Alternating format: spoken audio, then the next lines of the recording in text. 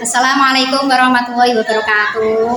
Perkenalkan, nama saya Marlisa Elmiati, domisili Semarang, Jawa Tengah. Instansi mengajar saya di SMP IT Miftahul Ulum Ungaran, Semarang, Jawa Tengah.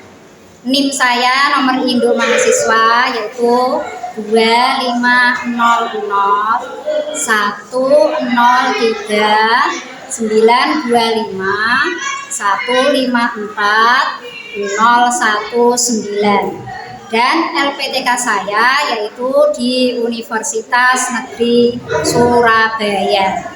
Terima kasih, demikian perkenalan saya. Wassalamualaikum warahmatullahi wabarakatuh. Siap, gerak. Beri salam. Assalamualaikum warahmatullahi wabarakatuh. Waalaikumsalam warahmatullahi wabarakatuh. Mari menyanyikan lagu Indonesia Raya. 1, 2, 3.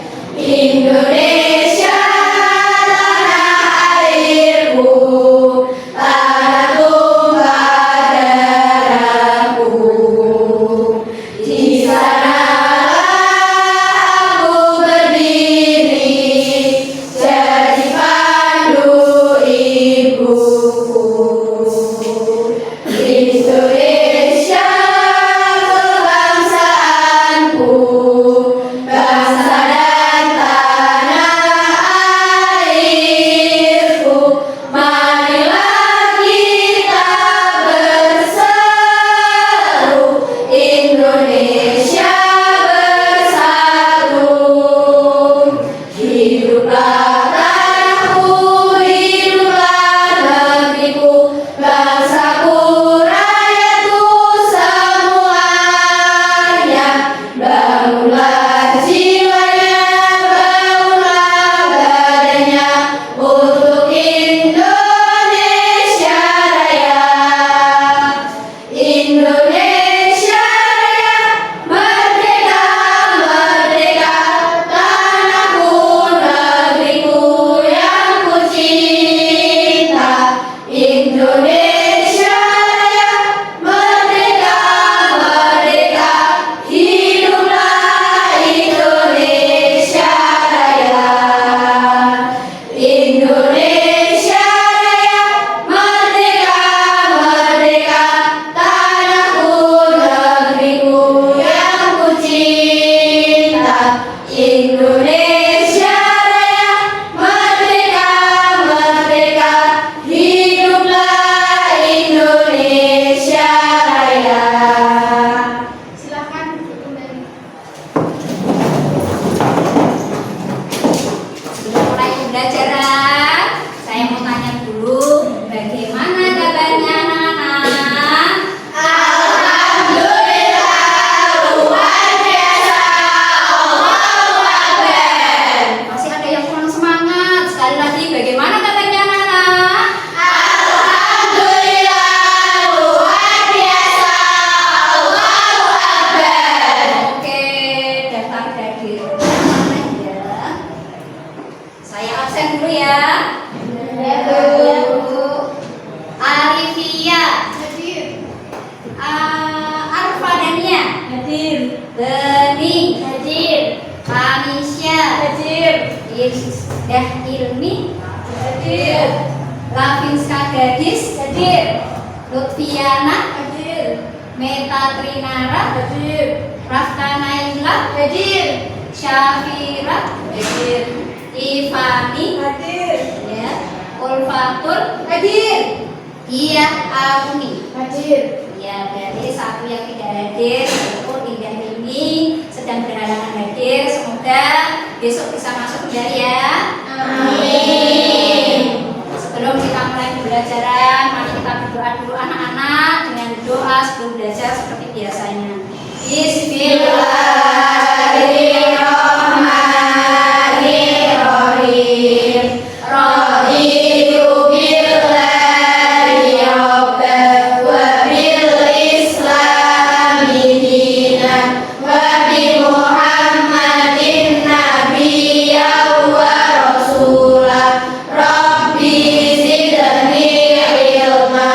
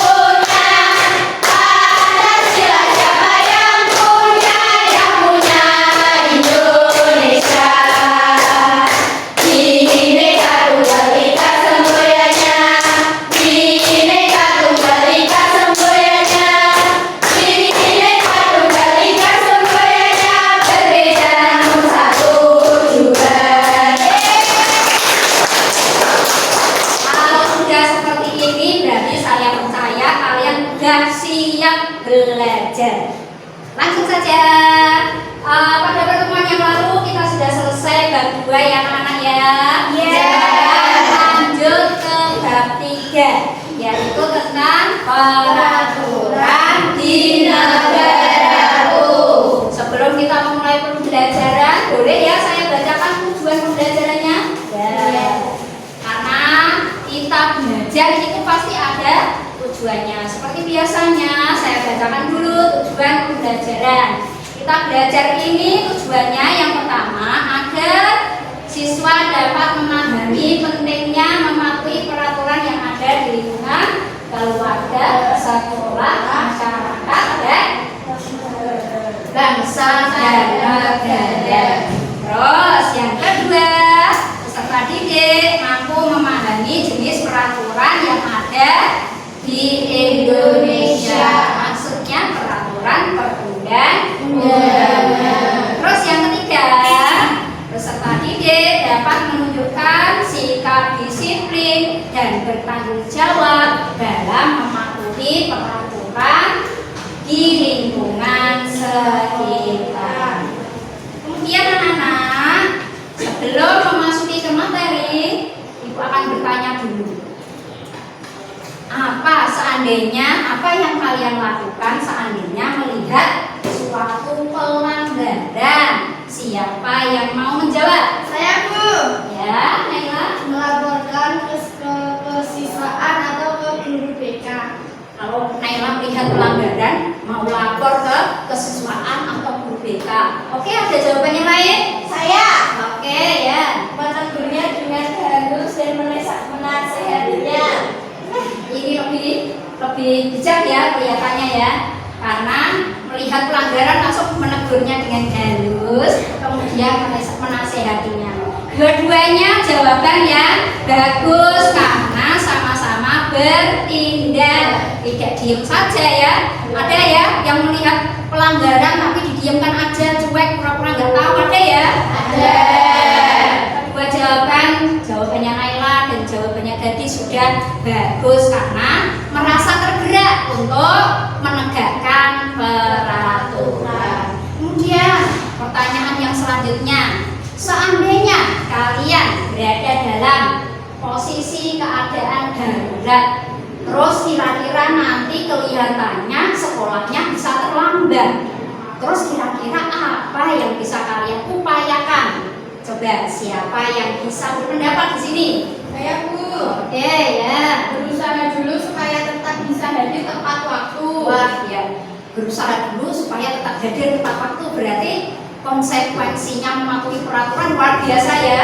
Bisa atau tidak bisa, harus bisa menjalankan peraturan apapun yang terjadi menurut Lutfiana seperti itu. Adakah pendapat yang lain? Saya, Bu. Ya. Pertanyaannya itu kan darurat, berarti langsung minta izin ke wali kelas, Bu.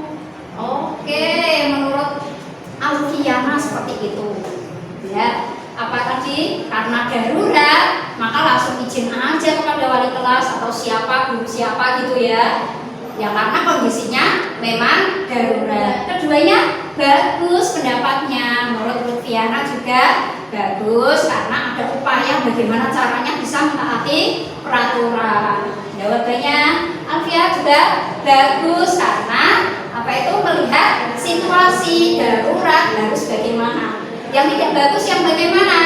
Ya tanpa tindakan, diam saja. Sudah tahu darurat, pengen bisa mematuhi peraturan tapi diam aja, nggak mau ngapa-ngapain, nggak mau berupaya supaya nggak telat, terus nggak mau izin juga sama wali kelas atau guru yang bersangkutan itu yang tidak baik. Kemudian setelah kalian sekilas mengetahui apa itu peraturan dan bagaimana kita harus menjalankan peraturan, maka anak-anak setelah belajar ini diusahakan supaya bisa dengan sebaik-baiknya mentaati peraturan. Peraturan di mana?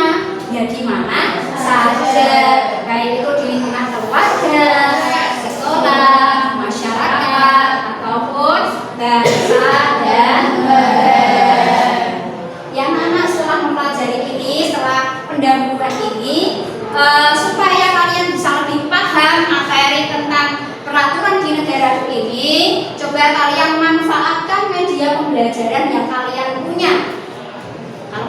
punya buku yang ada di meja kalian, silahkan kaki kalian literasi membaca, dibaca bab 3 tentang peraturan di negara. Ya, dikasih waktu kurang lebih 15 menit untuk membaca. Silahkan kalian pahami materinya. Kabupaten atau kota adalah peraturan perundang-undangan yang dibentuk oleh DPRD kabupaten atau kota dengan persetujuan bersama bupati atau wali kota. Ya, betul. Jadi kalau tadi Perda Provinsi yang membuat DPRD Provinsi atas persetujuan gubernur, kalau kabupaten yang membuat DPRD kabupaten atau kota dengan persetujuan bupati atau wali kota. Ya, betul anak-anak. Kalian sudah memahami tentang peraturan perundang-undangan. Coba ulangi sekali lagi. Urutan, tata urutan peraturan perundang-undangan. Tidak boleh terbalik. Yuk, yang pertama apa? Undang-Undang Dasar Negara Republik Indonesia tahun 1945. Ya. Ketetapan MPR. Tiga. Undang-undang Atau peraturan pemerintah pengganti undang-undang. empat. Peraturan presiden. Peraturan. Peraturan Iya, keliru kan? Yang keempat apa? pemerintah. Ya, yang kelima. Peraturan presiden. Iya, nah. Peraturan daerah provinsi. Terakhir. Peraturan daerah kabupaten kota. Ya, kita ulangi sedikit lagi. Yang kita pahami tentang undang-undang Undang-Undang Dasar Negara Republik Indonesia tahun 1945 tadi apa? Ialah Undang-undang dasar. ialah undang-undang yang dibentuk oleh pendiri negara dalam BPUPKI ya. BPKI. Jangan mengulang saja kok. Ya, lagi. UUD 45 itu tadi apa? Undang-undang yang dibentuk oleh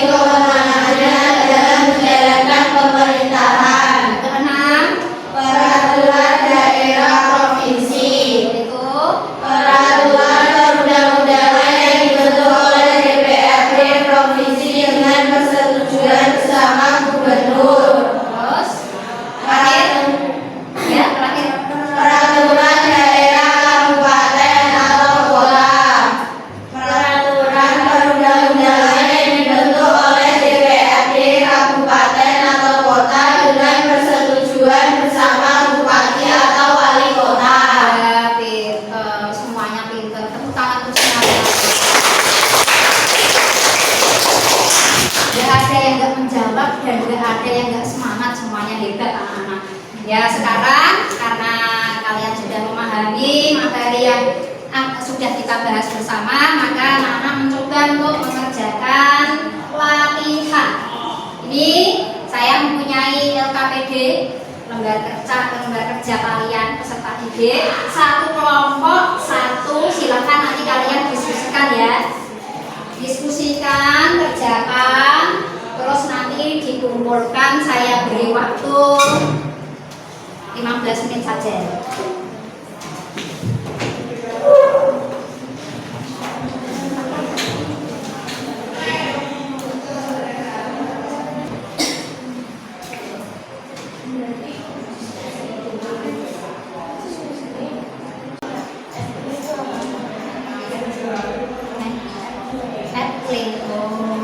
Ya itu ada yang tanya, ethylene itu apa Bu?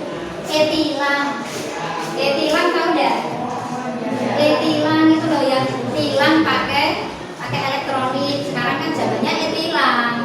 Anak-anak kalau di jalan nggak pakai helm, nggak ada polisinya, tapi anak-anak dapat surat suruh datang ke polisi, pernah enggak? Dapat surat itu namanya etilan. Ya pakai CCTV betul. Itu namanya etilan ya. Ya. Tilang yang pakai elektronik, pakai CCTV itu namanya etilan. Apa?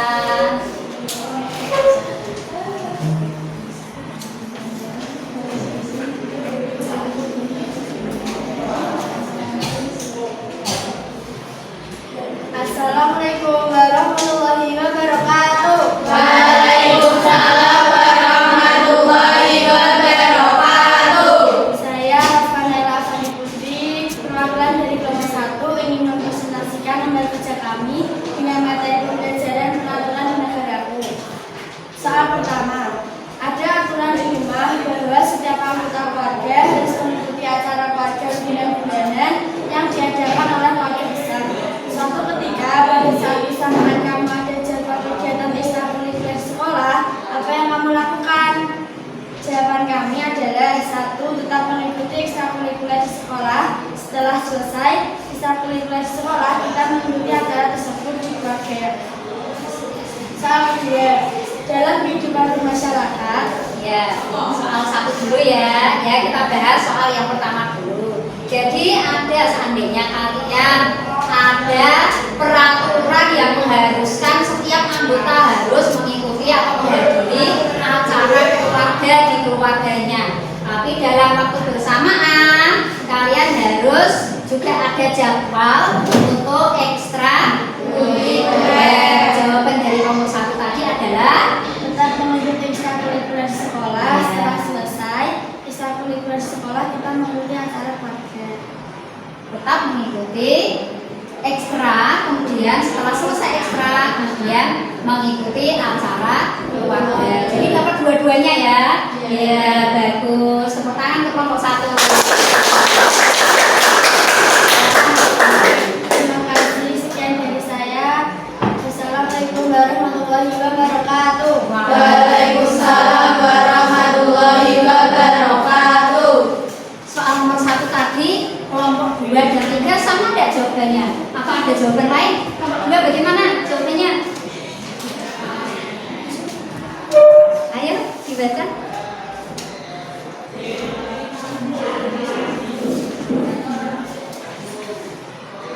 Meminta izin kepada sekolah untuk tidak mengikuti kegiatan karena ada acara keluarga yang sangat penting. Oh, berarti mendahulukan acara keluarga dan apa itu? Ya nanti menomorduakan ekstrakurikuler, berarti ya gitu ya. Kalau ini tadi dapat dua-duanya, kalau ini milih acara keluarganya. Terus yang nomor 3 sama? Beda. Ayo dijawab. Bisa beda ya, bagus ya. Terus Mendiskusikan situasi tersebut bersama orang tua dan guru untuk mencari solusi terbaik yang memenuhi keduanya kewajiban dengan prioritas dan komunikasi.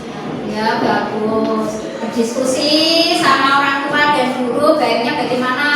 Apakah saya mengikuti ekstra, kurikuler di sekolah, ataukah ikut acara keluarga, baiknya bagaimana? Kalau orang tua dan guru tahu problema kalian, jadi mereka bisa mencarikan solusi. Bagus semuanya, semua pendapat bagus ya. Ya, kita tepuk tangan untuk kita semua. Yang tidak baik itu kalau apa tadi? Kalau tidak hadir dua-duanya. Ya, kalau yang tadi izin, yang sekolah izin ya. Atau salah satunya yang keluarga izin, terus berangkat yang sekolah kayak gitu juga bagus. Yang tidak bagus itu kalau tidak hadir dua-duanya dan tidak mengupayakan apapun. Terus kemudian yang nomor 2, siapa yang mau menjawab? Kelompok berapa? Ayo, kelompok berapa yang mau menjawab? Nomor 2. Oh, Bening yang mau menjawab. Kelompok 2 berarti ya? Oh iya, kelompok 2. Ayo, Bening ya, silakan maju.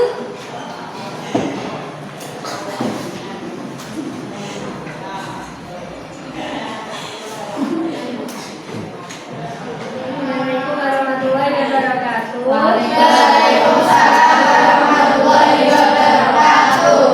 Saya perwakilan dari kelompok 2 untuk menjawab soal nomor 2, yaitu dalam kehidupan di masyarakat, misalnya kalian menjadi pengurus organisasi Karang Taruna yang mana dalam kepengurusan tersebut telah disepakati bahwa para pemuda dihimbau untuk turut aktif dalam kegiatan kemasyarakatan sedekah dusun. Dalam kesempatan yang sama, kamu diminta ibumu untuk menggantikannya hadir dalam acara arisan karena ibumu sudah tidak enak badan. Apa yang akan kamu lakukan? Berusaha membagi waktu agar keduanya tetap terjalankan.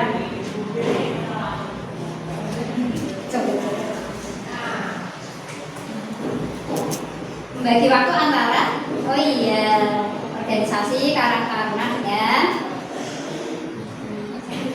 arisan ya, karena ibunya sedang sakit, terus kalian disuruh ibu untuk datang ke arisan, sedangkan kalian sendiri merupakan pengurus organisasi Karang Taruna. Terus yang kalian lakukan apa tadi? Membagi waktu agar bisa mendapatkan dua-duanya ya. Bagus ya, silakan tepuk tangan untuk kelompok 2 ya. Awalnya salam, terus duduknya ya. Ya, terima kasih Bening ya. Terus yang kelompok lain ada jawaban yang lain tuh yang nomor 2? Iya, apa? Meminta tolong anggota yang lain untuk menggantikan posisinya dan menghadiri acara arisan itu. Anggota lain contohnya? Oh iya, itu ya. Berarti memilih salah satunya, yaitu menggantikan ibu untuk arisan, terus meminta perwakilan, mencari perwakilan untuk menggantikan yang acara Karang Taruna. Bagus juga dari kelompok 1, kita tepuk tangan dulu. Ada kelompok 3, bagaimana yang belum berpendapat di nomor 2? Jawabannya apakah sama dengan nomor kelompok 1 dan 2? Hampir sama. Silakan dibaca hasil kalian. Yang keras, biar temennya enggak semua. Memprioritaskan permintaan ibu karena merupakan kewajiban berbakti kepada orang tua dalam situasi darurat dan meminta izin kepada anggota Karang Taruna lainnya. Oke ya, kalau tadi mencarikan ganti, kalau ini izin ya.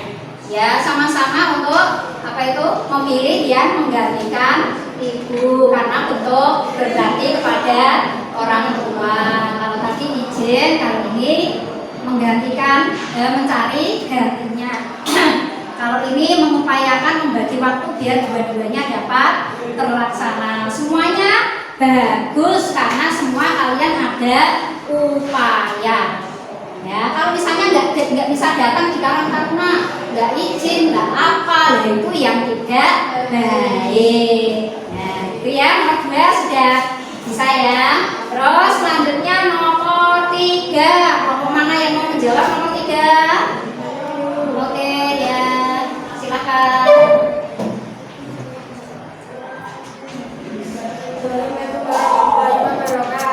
Waalaikumsalam warahmatullahi wabarakatuh. Di sini saya dari kelompok 3 ingin berpresentasikan hasil kerja kelompok kami. Nomor 3, tentang menaati peraturan lalu lintas. Bagaimana menurutmu tentang pemakaian helm bagi pengemudi sepeda motor yang hanya memakai helm ketika melihat ada polisi atau etle saja? Menurut pendapat kita, perilaku pengemudi sepeda motor hanya memakai helm ketika melihat polisi atau etle adalah bentuk ketidakpatuhan yang tidak benar dan melanggar etika berlalu lintas. Ya. Berarti gimana tadi pertanyaannya? Mohon maaf. Tentang menaati peraturan. Oh iya, menaati peraturan lalu lintas ya. Iya, jawabannya? Menurut pendapat kita, perilaku pengemudi sepeda motor hanya memakai helm ketika melihat polisi atau Oh iya. Yang kebanyakan terjadi seperti itu ya. Pak pengemudi sepeda. Lanjutannya? adalah bentuk ketidakpatuhan yang tidak benar dan melanggar etika berlalu lintas.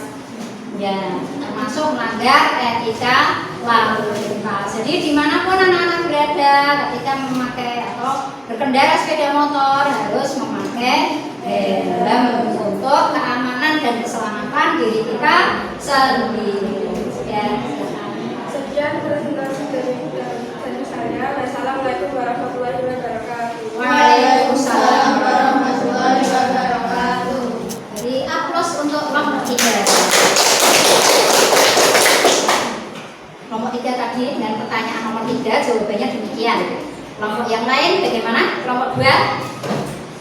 Menasihatinya karena kita memakai helm untuk kebutuhan diri sendiri dan juga kewajiban untuk menaati peraturan lalu lintas. Ya, hampir sama ya, berarti ya intinya ya. Terus kelompok 1?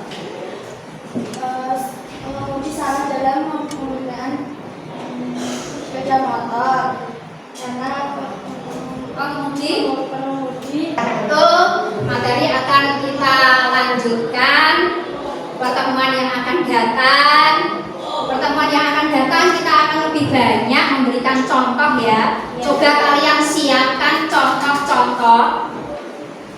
Coba kalian siapkan contoh-contoh ya. Contoh-contoh peraturan yang ada di keluarga itu coba kalian contohkan. Cari contoh sebanyak-banyaknya. Yang ada di sekolah, cari contoh sebanyak-banyaknya.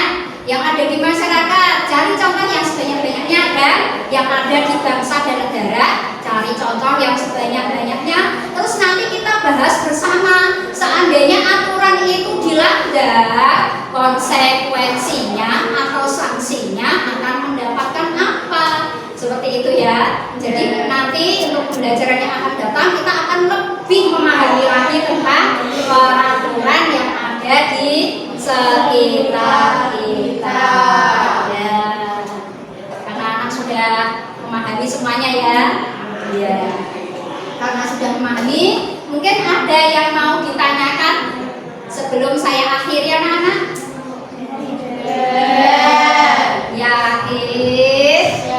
Yakin. Sekarang mungkin belum masih ingat materinya, tapi pertemuan yang akan datang akan saya tanyakan lagi. Kalau sampai lupa, bagaimana ya? Ya, diingat-ingat ya materinya ya. Jadi setiap kalian mendapatkan materi itu coba kalian terapkan dalam kehidupan sehari-hari supaya tidak lupa. Materi apapun yang kalian dapatkan coba terus kalian terapkan dalam kehidupan sehari-hari supaya ingat terus tidak lupa. Seperti itu ya. Dan anak-anak tetap semangat dalam mematuhi peraturan. Kelak kalau kalian sudah dewasa, peraturan yang ada di lingkungan kalian, entah itu peraturan di rumah keluarga, rumah mertua misalnya ya, harus kalian biasakan untuk peraturan. Misalnya udah nggak sekolah, misalnya kalian suatu saat udah kerja, misalnya harus mentaati peraturan yang ada di lingkungan kerja kalian. Di lingkungan masyarakat juga seperti itu, dan di lingkungan bangsa dan negara juga seperti itu. Sudah paham ya anak-anak ya? Kalau sudah paham, mari kita akhiri dengan membaca hamdalah bersama-sama.